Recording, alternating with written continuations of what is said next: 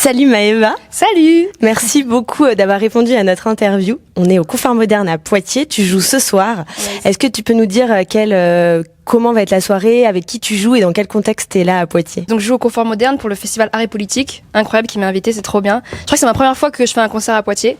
Et là, je viens de sortir des balances. Il fait super chaud. Je suis déjà en sueur alors qu'il y a personne dans la salle. Je sens que ce soir, ça va danser, bouger et ça va être trop bien, quoi.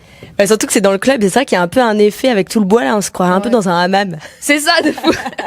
Donc toi, t'es originaire de Toulouse.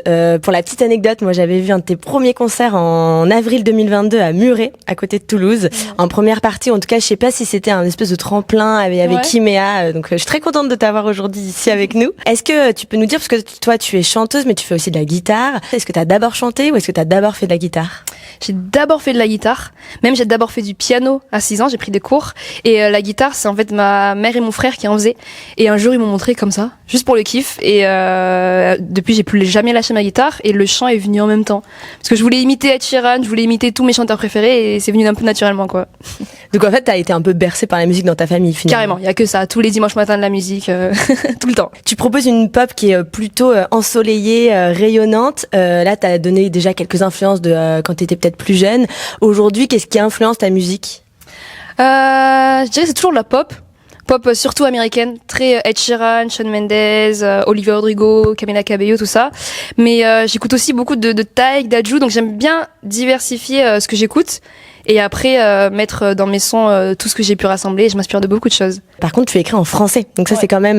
t'as décidé de pas écrire en anglais, t'écris en français. Et ça parle un peu de tout ce que tu vis aussi, toi, dans ta vie en général. Comment tu composes, comment t'écris? C'est quoi un peu ton processus d'écriture?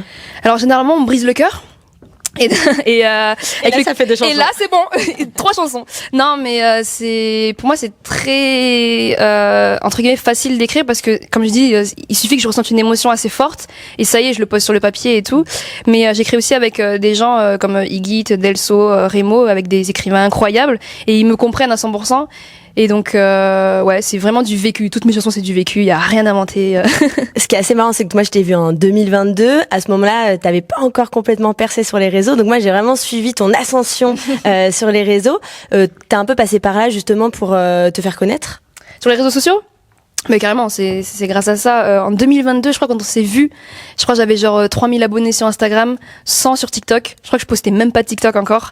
Et fin 2022, j'ai rencontré Benjamin, qui est maintenant mon manager.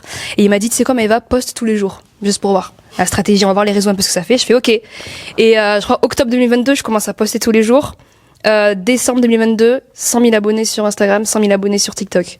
Donc en moins de 3 mois, 100 000 abonnés partout. Et en fait, j'ai capté que c'était la régularité et la persévérance sur les réseaux qui fait, en tout cas, mon bout de chemin. Parce qu'il y a des chemins différents pour chaque artiste. Mais en tout cas, moi, le mien, les réseaux, ça a été hyper impactant. Et encore aujourd'hui, j'ai plein de communautés, donc c'est vraiment cool. Mais justement, comment on fait pour produire tous les jours? Donc moi, je te vois tous les jours avec ta guitare, partout, tout le temps, dans la rue, dans des endroits parfois même un peu improbables. Comment t'arrives à produire tous les jours? Bah déjà, la discipline, la passion surtout. Mais en plus, l'année dernière, j'étais en 4e année de pharmacie. Parce que j'ai fait 4 ans en pharmacie à Toulouse. Et en fait, mes journées, c'était j'allais en cours, je rentrais, je filmais une vidéo et après, je révisais mes partiels. Wow. Donc non, après, il faut beaucoup d'inspiration et surtout se nourrir de plein de choses. Et surtout de la passion, mais surtout la discipline. Vraiment. Tous les jours, c'est la discipline. Tous les jours, même si t'as pas envie, t'es fatigué, non, tu fais. Ouais, c'est un peu la course quand même sur les réseaux sociaux. C'est un peu ça le truc, c'est qu'il faut réussir à produire tout le temps avec une énergie de ouf, quoi. C'est ça, c'est un marathon, quoi. C'est le dernier qui s'arrête, quoi. Et toi, t'en as toujours pas marre? Ah, il y a une période un peu aussi parce que t'es un peu fatigué et tu te dis non, mais j'aimerais bien faire autre chose, mais en fait, je me rends compte que c'est comme si t'étais sur scène. Mais que les gens, ils peuvent pas venir te voir dans la vraie vie parce que t'es chez toi ou t'as pas de concert de prévu. Et c'est comme si c'était une scène ouverte pour tout le monde et là, t'as 100 000 personnes qui est devant toi et qui te regardent. Et les retours sont quand même super positifs et c'est ça qui donne aussi envie de continuer, j'imagine. Ouais, les retours sont incroyables. J'ai pas vraiment de retours négatifs et c'est vraiment trop bien. Les retours sont bien, ouais. Donc là, ça veut dire que tu n'es plus en études de pharmacie. J'ai fait une pause cette année. Non, j'ai pas fini, mais j'ai fait une pause cette année. Je me suis dit, vas-y, je me mets à fond dans la musique. Et pour l'instant, ça marche bien. Cool. Oui, c'est ça, parce que moi, je pensais que tu étais encore en pharma et donc je voulais te demander justement comment tu faisais. Est-ce que là, tu avais envie de privilégier justement la musique et c'est quoi l'idée? C'est de finir tes études de pharmacie ou c'est plutôt de vraiment aller dans la musique à fond? Alors moi je dirais la musique à fond. Peut-être que mes parents diront autre chose. Mais non, moi c'est musique à fond, fond, fond. J'adore les études en fait. C'est ça aussi le souci.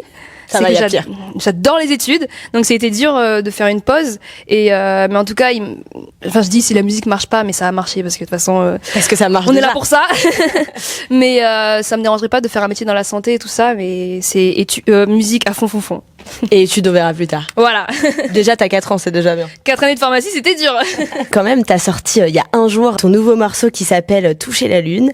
Il a déjà été streamé un max de fois en 24 heures. 20 000 streams. 20 000 streams, c'est juste incroyable. Il est dans plein de playlists. 45 000, on nous dit 45 000 en 24 heures. C'est juste incroyable. Est-ce que tu peux nous raconter l'histoire de ce morceau, de l'écriture jusqu'à l'enregistrement?